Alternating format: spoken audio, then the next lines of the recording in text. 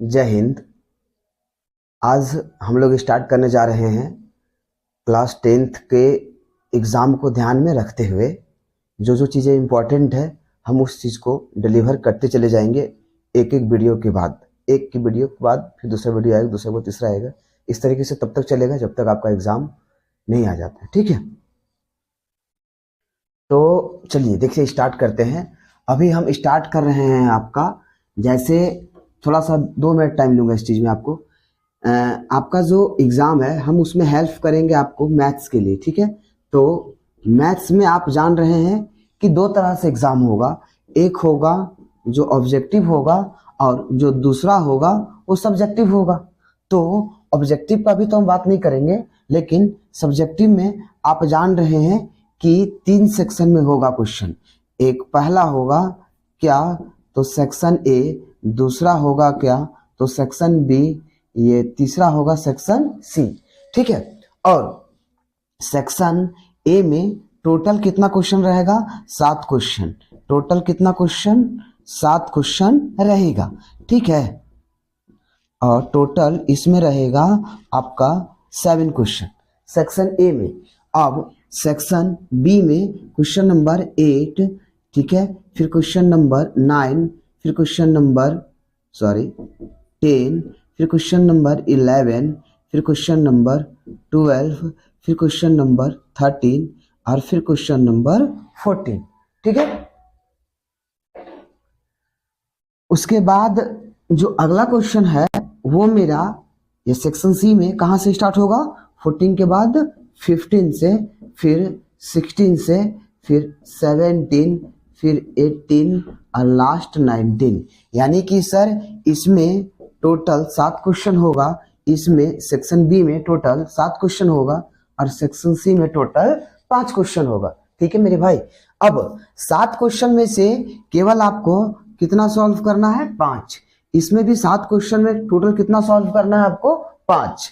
लेकिन इस 5 में से करने कितने का है? तो इसमें सॉल्व करना है आपको 3। और आगे ये जो सेक्शन है इसमें आपका क्वेश्चन आएगा जो वो सारा क्वेश्चन 2 मार्क्स का रहेगा। कितने मार्क्स का रहेगा? 2 मार्क्स का रहेगा। ठीक है, बात अगर हम इसका करें तो ये हर एक क्वेश्चन यहाँ पे 3 मार्क्स का रहेगा और ये क्वेश्चन जो रहेगा वो आपका कितने मार्क्स का रहेगा? 5 मार्क्स का। ठीक है, तो ये जो ज्यादा मार्क्स का है सेक्शन सी, हम स्टार्ट वहीं से कर रहे हैं। ठीक है, इसमें अब देखिए 5 क्वेश्चन आपके पास है, 5 में से कोई 3 सॉल्व करना है। और सेक्शन बी में टोटल यहाँ भी 7 क्वेश्चन है, उसमें से टोटल 5 क्वेश्चन सॉल्व करना है। सेक्शन ए में टोटल 7 क्वेश्चन है, यहाँ भी हमें कितना सॉल्व करना है? 5 ही क्वेश्चन सॉल्व करना है। तो ज्यादा मार्क्स का ये है, तो हम यहाँ से स्टार्ट करेंगे और अभी हम बताएंगे आपको क्वेश्चन नंबर 15 के बारे में। 15 जहां जहां से आ सकता है, जैसा जैसा क्वेश्चन आ सकता है वो सारा टाइप का क्वेश्चन आपको हम बताएंगे वीडियो के थ्रू। ठीक है, अब आगे जब ये क्वेश्चन हो जाएगा तो बाकी बच जाएगा मेरे पास 4। तो 4 में से कोई और हम आपको 2 बताएंगे और आप बस उतना ही रिवाइज करके जाइएगा। आपका क्वेश्चन गारंटी है कि नहीं छूटेगा और आप हंसते हंसते जाएंगे कॉन्फिडेंस के साथ। मैथ्स में सबसे ज्यादा कॉन्फिडेंस आपको मैथ्स में ही होगा। ठीक है, मैथ्स में जाएंगे आराम से, हंसते हंसते जाएंगे, हंसते हंसते बना करके आएंगे, कोई दिक्कत नहीं होगा। बस जितना बोलेंगे उतना करके जाइएगा, हम इतना करवा देंगे आपको। जितना करवाएंगे वीडियो में कम से कम उतना जरूर कर लीजिएगा और कुछ क्वेश्चन जो उससे रिलेटेड देंगे बस उसको आप बना लीजिएगा। बाकी मेरा जिम्मेवारी है कि कैसे तैयारी होगा नहीं होगा। जब सेक्शन ए खत्म हो जाएगा 3 क्वेश्चन कि कौन कौन सा क्वेश्चन एक एवरेज से नीचे वाला स्टूडेंट भी बना सकता है, हम वैसा क्वेश्चन को क्या करेंगे? डील कर देंगे। जैसे एक 15 आसान है वो आराम से हो जाएगा, वो द्विघात समीकरण से, वो हम डील करेंगे अभी। ठीक है, उसके बाद सेक्शन बी में 5 क्वेश्चन सॉल्व करना है। यहाँ भी वैसा ही देखेंगे कौन कौन सा छोटा है एरिया, यानी छोटा है चैप्टर और आसान भी है। ठीक है, उसको 5 क्वेश्चन उठाएंगे, वो बताएंगे। इसमें भी वैसा ही करेंगे। पूरा ये आपका हो जाएगा सब्जेक्टिव खत्म। अब सब्जेक्टिव जब हम कर रहे होंगे तो उसी को कंप्लीट करते टाइम मेरा ऑब्जेक्टिव का मैक्सिमम पार्ट कंप्लीट हो जाएगा। यानी अगर हम द्विघात समीकरण करेंगे तो उससे ऑब्जेक्टिव क्वेश्चन जो बन पा रहा होगा वो भी खत्म हो जाएगा। और भी कोई चैप्टर करेंगे और भी कोई टॉपिक करेंगे, उस टॉपिक से रिलेटेड क्वेश्चन करेंगे, तो यहाँ कंप्लीट तो होगा ही, सेक्शन सी में या सेक्शन बी में या सेक्शन ए में, इसके साथ साथ इससे जो जो ऑब्जेक्टिव में बनता होगा क्वेश्चन, ऑब्जेक्टिव भी कवर हो जाएगा, जो छूट जाएगा उसके फिर देख लेंगे। ठीक है, बात रहा दूसरा कि अभी डिटेल में पढ़ाने का मेरे पास टाइम नहीं है, मतलब कि टाइम है मेरे पास, लेकिन आप अभी उतना फ्री नहीं है, आपको अभी वो चाहिए जो एग्जाम में आएगा, तो इसीलिए हम डायरेक्ट वो बात करेंगे कि क्वेश्चन कैसे बनता है, कहाँ से आया, नहीं आया, कैसे आया, वो देखने के लिए आपको आगे चलना पड़ेगा।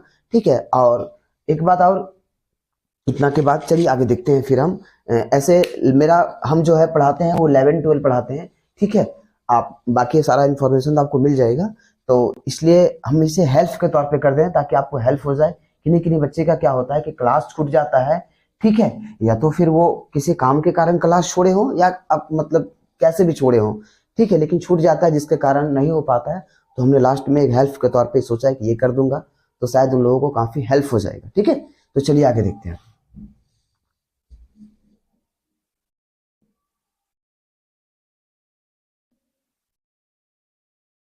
तो अभी हम स्टार्ट कर रहे हैं द्विघात समीकरण। ठीक है, क्वेश्चन डायरेक्ट देखिएगा, हम क्वेश्चन पे आ रहे हैं। आप डायरेक्ट जानते हैं ना कि द्विघात समीकरण, देखिएगा मेरा क्वेश्चन है पहला। ठीक है, देखिए पहला क्वेश्चन हम पढ़ रहे हैं।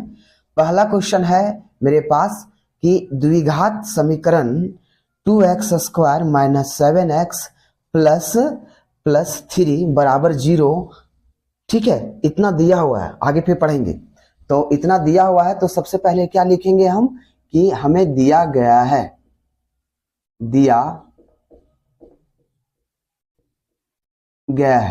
क्या दिया गया है, दिया गया है। ठीक है, तो दिया गया है क्या, तो एक समीकरण दिया गया है, वो समीकरण है 2x² - 7x प्लस 3 = 0। ये है मेरे पास समीकरण। अब इसे हल करना है। ठीक है, तो देखिए कैसे हल करते हैं। अब एक बात और बता देते हैं आपको कि जैसे 2x² है -7x प्लस 3 है = 0 है।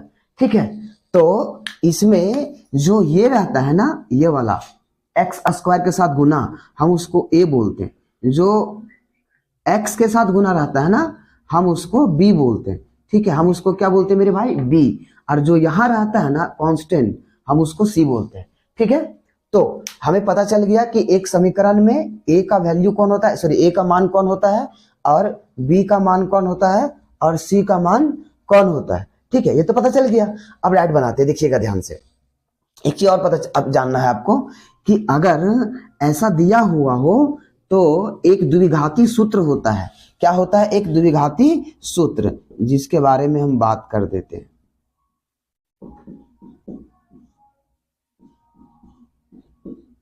द्विघाती सूत्र क्या होता है आप जानते होंगे शायद, x बराबर -b plus minus √b² - 4ac by 2a। ये होता है, ये हो गया मूल निकालने का। ठीक है, ये हो गया मूल निकालते हैं कैसे वो। दूसरा एक चीज और हमें जरूरत लगेगा, वो लगेगा विविक्तर का, विविक्तर। तो विविक्तर किसे कहते हैं पता है, विविक्तर निकालने का फॉर्मूला होता है b² - 4ac, ये होता है। ठीक है, तो हम विविक्तर निकालेंगे। अब अगला ये हो गया। उसके बाद एक चीज और जानना है आपको, लास्ट ये जानना है कि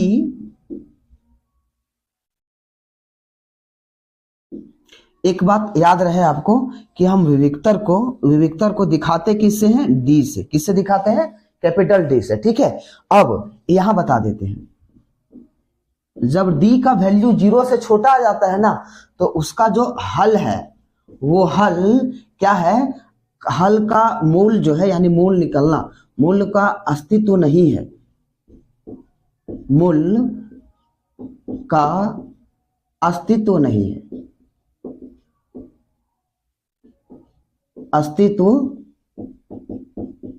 है, मतलब कि उसका जो मूल है, जैसे ये समीकरण है, इसका मूल निकलेगा नहीं। मूल का मतलब उसको हम ये मतलब हल कह सकते हैं, एक्स का जो मान आता है उसी को मूल कहते हैं।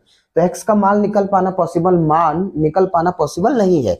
तो उस कब होता है ऐसा, जब विविक्तर निकालेंगे और विविक्तर का वैल्यू 0 से छोटा का मतलब है कि माइनस में आ जाएगा, जैसे -1, -2, -1/2 कुछ भी आए लेकिन माइनस में आएगा। तब अगर ऐसा आ जाएगा तो पॉसिबल नहीं होगा, यानी उसका मूल का अस्तित्व क्या है, नहीं है। ठीक है, तो चलिए देखते हैं, अब क्वेश्चन सॉल्व करते हैं। तो क्वेश्चन मेरे पास आगे है, बोला है कि द्विघात समीकरण 2x² - 7x + 3 = 0 है। बोला ठीक है, इतना में लिखा है, सर दिया है। सो अगला, फिर अगला सवाल हमसे ये कह रहा है कि पहला ए नंबर में विविक्तर ज्ञात करें ए नंबर में। ठीक है, तो ए नंबर हम सॉल्व कर रहे हैं। क्या बोला हमसे, विविक्तर ज्ञात करें। तो हम जानते हैं कि विविक्तर बराबर क्या होता है, विविक्तर बराबर होता है b² - 4ac। ठीक है, ये होता है। अब यहाँ पे आप लिखना चाहें तो लिख सकते हैं, एक सेकेंड, अगर लिखना चाहें तो लिख सकते हैं। सबसे पहले लिखेंगे आप क्या, यहाँ a बराबर 2 बताए थे आपको कि a वही होता है जो x² के साथ होता है। तो a का वैल्यू हमें पता है 2 है, b का मान कितना है तो -7 है, और लास्ट में c का मान कितना है तो 3 है। हाँ, अब आपको निकालना है क्या कि विविक्तर। ठीक है,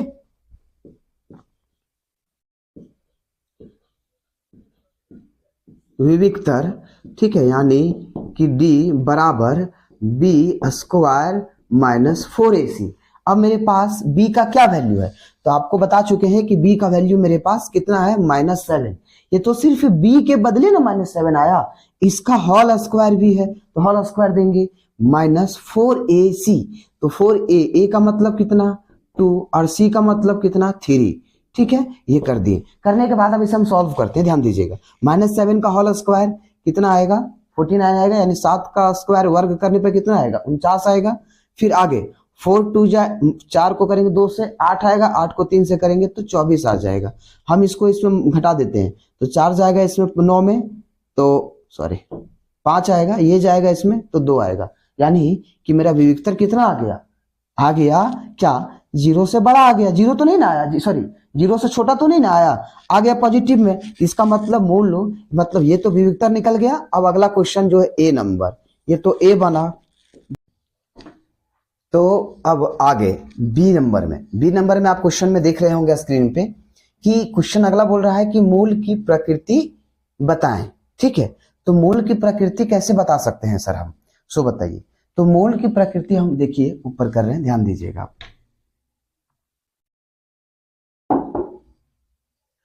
मूल की प्रकृति का मतलब है ना कि जब विविक्तर यानी कि b² - 4ac 0 से छोटा होगा तो मूल संभव नहीं है।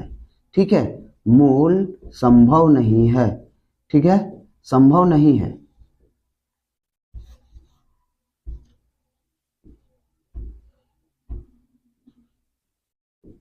संभव नहीं। उसके बाद यही यानी कि विविक्तर ही जब 0 के बराबर हो जाएगा तो दोनों मूल वास्तविक होंगे, वास्तविक होगा और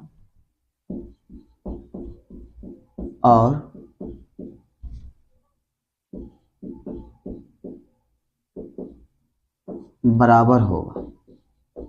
ठीक है, उसके बाद आगे अगर एक और कंडीशन है b² - 4ac अगर 0 से बड़ा हो जाता है, ठीक है, तो क्या होगा, तो भिन्न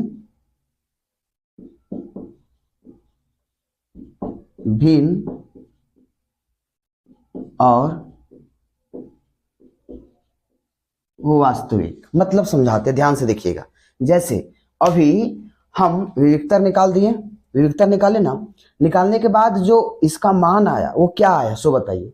आप जान रहे हैं कि प्लस में आया है, तो अगर प्लस में आया यानी कि 0 से बड़ा आया, तो 0 से बड़ा आया तो क्या होगा, भिन्न होगा, यानी कि जो इसका x का वैल्यू आएगा वो दो को जो आएगा अलग अलग आएगा, यानी कि एक आएगा अगर 2 तो हो सकता है 4 आएगा, अगर एक ठो आएगा मान लीजिए -4 तो एक आएगा 7, अलग अलग आएगा, ठीक है।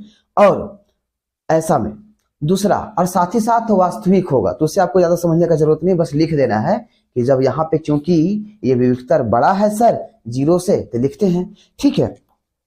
ऐसे लिखेंगे यहाँ पे, ठीक है, कि लिखेंगे क्योंकि b² - 4ac, जो b² - 4ac है उसका जो मान है वो क्या है, 0 से बड़ा है, ठीक है। इसीलिए मूल भिन्न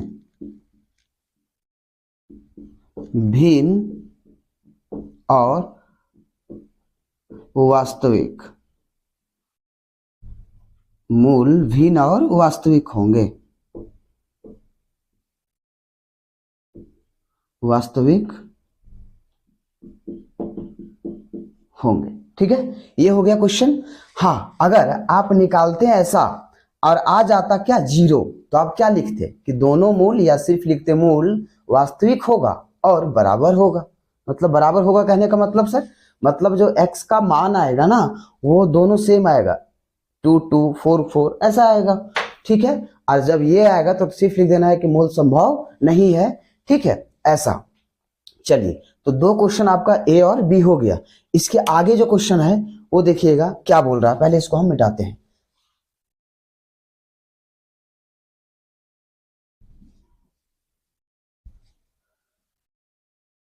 हाँ, तो आगे जो मेरा क्वेश्चन है वो है कि यदि मूल का अस्तित्व हो, ठीक है, यदि मूल का अस्तित्व हो तो उन्हें ज्ञात करें।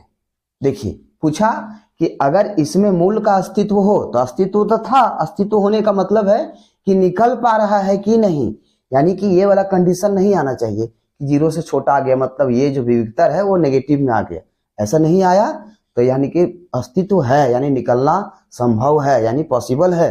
तो आया क्या, तो सर 0 से बड़ा आया था, 25 आया था, अभी देखे थे हम लोग, यानी कि मूल संभव है, और दोनों मूल कैसा आएगा, भिन्न आएगा, अलग अलग आएगा, और वास्तविक आएगा, ठीक है। वास्तविक अभी आपको समझ में नहीं आएगा, बस इतना जानिए कि भिन्न आएगा और 2 नंबर होगा वो।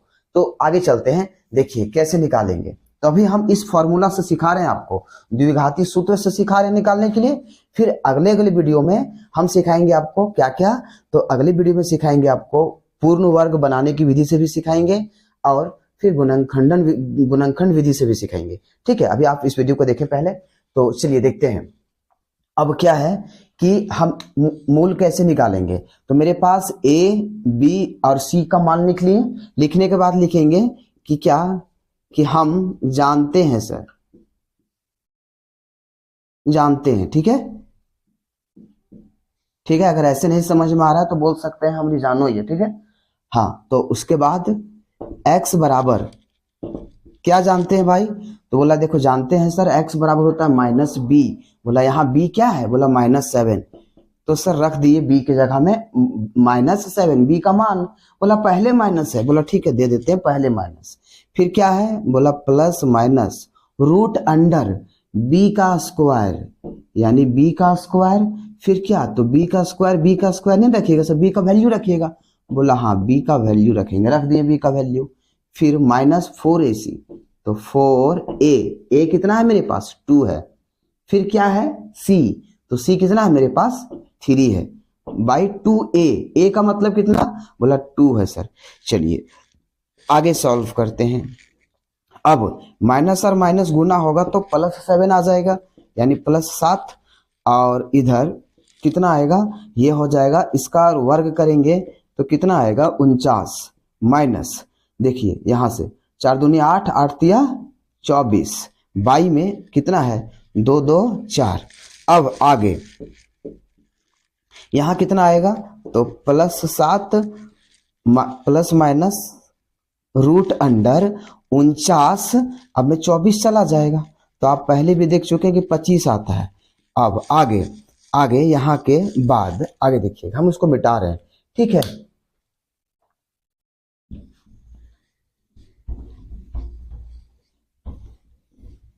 ये रिकॉर्डिंग जो है वो रूम पे हो रहा है, ठीक है। और रूम पे जो बोर्ड मेरे पास अवेलेबल है उसके हिसाब से जितना पॉसिबल हो पा रहा मैं करने की कोशिश कर रहा हूँ। कोचिंग पे थोड़ा बोर्ड बड़ा है लेकिन वहाँ पे रात को हो पाना पॉसिबल नहीं है और दिन में उतना टाइम मिल नहीं पाता है, ठीक है। तो इसीलिए आप थोड़ा मैनेज कीजिएगा इस चीज को। देखिए आगे, अब यहाँ तक हो गया, अब इसको आगे सॉल्व करते हैं। आगे कैसे सॉल्व करेंगे, तो आगे सॉल्व हम करेंगे सर x बराबर ये 7 तो होगा प्लस माइनस, देखिए यहाँ पे रूट अंडर 25 है, कितना आएगा इसको बाहर निकालेंगे तो इसका वर्गमूल होता है कितना, इसका वर्गमूल या स्क्वायर रूट आप जो कहते होंगे 5 होगा, ठीक है। और बाई में कितना है 4, मतलब ठीक है सर। अब आगे या x बराबर प्लस माइनस दोनों है, तो यानी कि एक बार हम प्लस करेंगे और एक बार क्या करेंगे सर, एक बार हम माइनस करेंगे, ठीक है। तो अब x बराबर जोड़ देंगे तो कितना आएगा 12/4, यहाँ घटा देंगे तो कितना आएगा 2/4, ठीक है। अगला ये कट जाएगा कितने बार में 3 बार में, ये कितने बार में 2 बार में, ऊपर 1, तो यहाँ 3 आया और ये 2 1/2 आया। देखिए तो लिख देंगे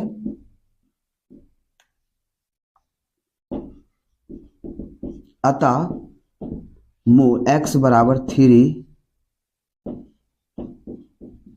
और 1/2, ठीक है। इसका मतलब हम आपको क्या बोले थे कि जब इसका विविक्तर यानी ये वाला यानी कि b² माइनस 4ac का मान जब 0 से बड़ा होता है तो उसका मान मतलब मूल जो है वो भिन्न भी होता है। भिन्न का मतलब अलग अलग है, अलग अलग, और वास्तविक होता है मतलब रियल, ठीक है। देखिए काल्पनिक क्या होता है हम बता देते हैं। जब कोई भी नंबर रूट के अंदर जो है वो नेगेटिव आ जाता है तो उस नंबर को हम वास्तविक संख्या नहीं कहते हैं, उसको काल्पनिक संख्या कहते हैं, जो आप आगे क्लास 11 में पढ़ेंगे, हम पढ़ाएंगे 11 में आपको, ठीक है। अभी फिलहाल आप इतना ही जानिए, ठीक ना। चलिए तो ये मेरा पहला क्वेश्चन कंप्लीट हो गया, हमने आपको यहाँ सी भी बता दिया, ठीक है। ये क्वेश्चन नंबर सी हो गया, सी जो दिया हुआ आपको यहाँ दिख रहा होगा, ठीक है। तो इतना तक अभी तो सी नंबर भी हमने कंप्लीट किया। ये क्वेश्चन कंप्लीट होने के बाद तो मेरा अगला क्वेश्चन है, ठीक है, देखिएगा अगला क्वेश्चन है कि द्विघात समीकरण 4x² प्लस 4√3x प्लस 3 बराबर 0, ये है मेरा दूसरा क्वेश्चन, ठीक है। तो दूसरा क्वेश्चन देखिएगा हम बनाने जा रहे हैं, ठीक है। ये मेरा क्वेश्चन नंबर सेकंड होगा, ठीक ना। तो लिखेंगे क्या दिया गया है, ठीक है। क्या दिया गया है सर, तो दिया गया है क्वेश्चन में कि 4x² प्लस 4√3 प्लस 3 बराबर 0, ठीक है। ये क्वेश्चन है क्या 4x² प्लस 4√3 प्लस 3 बराबर 0, ऐसा क्वेश्चन है। और इस क्वेश्चन में फिर से वही कह रहा है, आप यहाँ पे क्वेश्चन अभी देख पा रहे होंगे, क्या बोल रहा है कि इतना का पहला नंबर में विविक्तर ज्ञात करें। सेम क्वेश्चन है भाई, जो अभी थोड़ा देर पहले बनाया इसके पहले क्वेश्चन सेम पैटर्न में, बस ये जो समीकरण है वो चेंज हो गया है। तो यहाँ हमें पता है कि इस क्वेश्चन को बनाने से पहले हम यहाँ लिखते हैं सर क्या कि यहाँ विविक्तर यहाँ a बराबर कितना, तो बोलोगे सर a हम बोलेंगे x² के साथ जो कुछ भी गुना है उसको a बोलेंगे। फिर b किसको बोलेंगे, बोला कि सर यहाँ आप थोड़ा सा गलती किए हैं, ये x छूट गया है, हाँ x के साथ जो कुछ भी गुना है कितना है, तो वो है 4√3, और अंतिम में c कितना है, तो वो है 3।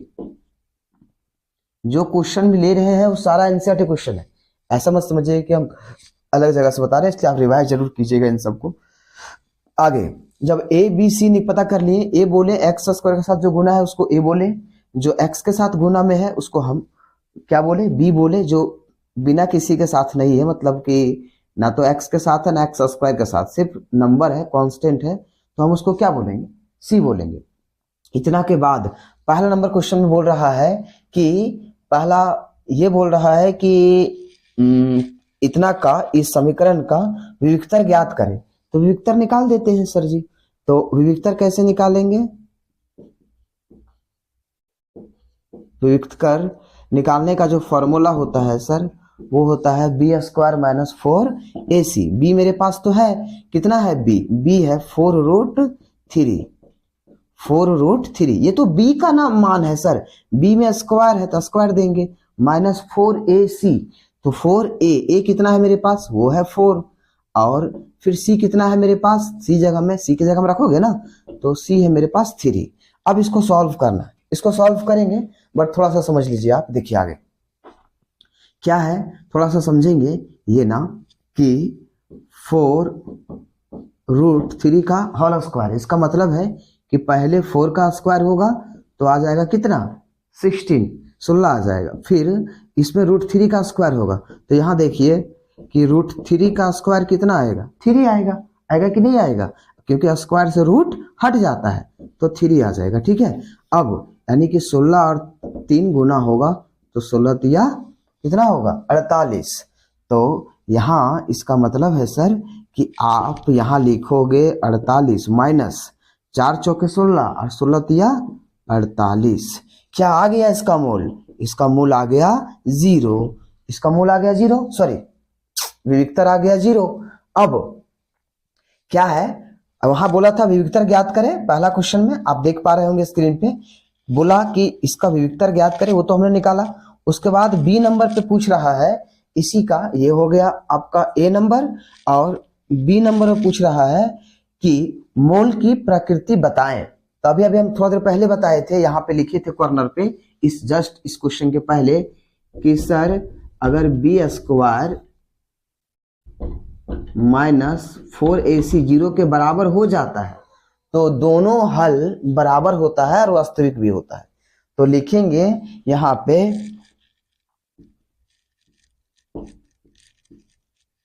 क्योंकि विविक्तर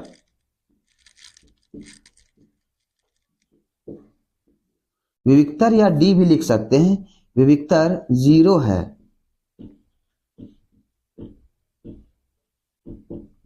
इसीलिए मूल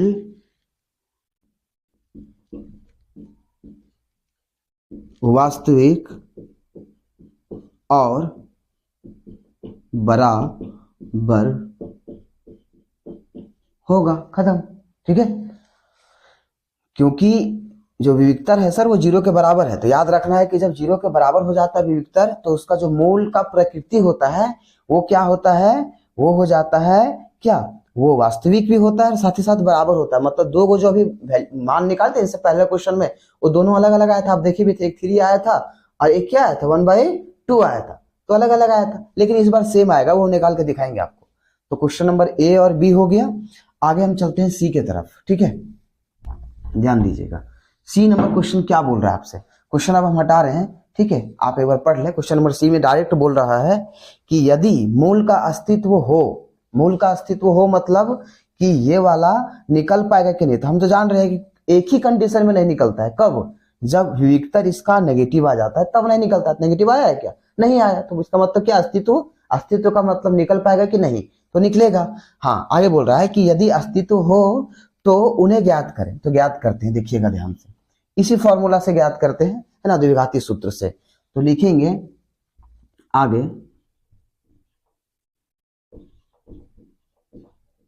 कि हम जानते हैं क्या, कि x बराबर, आपको पहले बता चुके हैं, b minus B plus minus B square root under minus B plus minus root under B square minus 4ac by 2a। तो माइनस बी, तो पहले हम b का रखेंगे, b का क्या है मेरे पास 4√3, तो यहां रखते हैं माइनस, और फिर क्या 4√3 plus minus root under, root under देखिए क्या है, बी स्क्वायर माइनस 4ac, तो बी स्क्वायर माइनस 4ac का मान क्या आया है 0, तो यहां डायरेक्ट रख देंगे 0, बाई में 2a, a मतलब कितना सर, बोला 4, a का मतलब है यहाँ 4, रख दिए 4। अब आगे देखिएगा, ये माइनस 4√3, अब बताइए रूट अंडर 0 का क्या मान होगा, तो बोला सर रूट अंडर 0 का 0 ही होगा, बोला ठीक है 0 होगा, लिख दिए। अब यहाँ पे कितना आ जाएगा 8, मतलब 0 का स्क्वायर रूट 0 होता है इसलिए 0 लिखे। अब आगे, अब ना तो 0 जोड़ सकते हैं, मतलब जोड़ सकते हैं कि 0 जोड़ने से ना ये बढ़ेगा ना घटाने से ये घटेगा, ठीक है, कोई फर्क नहीं पड़ेगा, इसलिए इसको हटा देते हैं। सिर्फ बच जाएगा -√3/8। अब ये 4 से ये कट जाएगा कितने बार? 2 बार में। तो इसका मतलब है सर कि आंसर आएगा x बराबर -√3/2, और यही आंसर दोनों होगा। एक जो 2 आंसर आता है ना, 2 आंसर कैसे जानते हैं? बोला देखो द्विघात समीकरण में 2 आता है क्योंकि इसका मैक्सिमम घात कितना है? बोला 2 है, तो 2 आंसर होगा। तो लास्ट में लिखेंगे अतः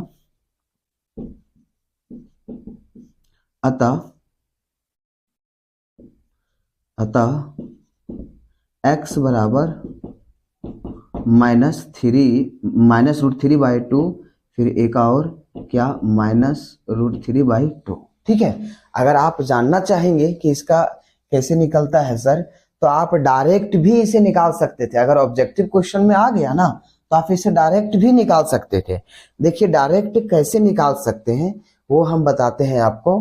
देखिए डायरेक्ट निकाल सकते हैं x बराबर, ठीक है, क्या छोड़िए वो डायरेक्ट बताएंगे आपको, ठीक है, अभी हम लोड देंगे तो फिर दिक्कत होगा। वो पूरा कमिट होने के बाद जब ऑब्जेक्टिव क्वेश्चन के लिए आपको हिंट करेंगे ना तब वहां पे अलग से बता देंगे, सारा एक जगह लिखेंगे।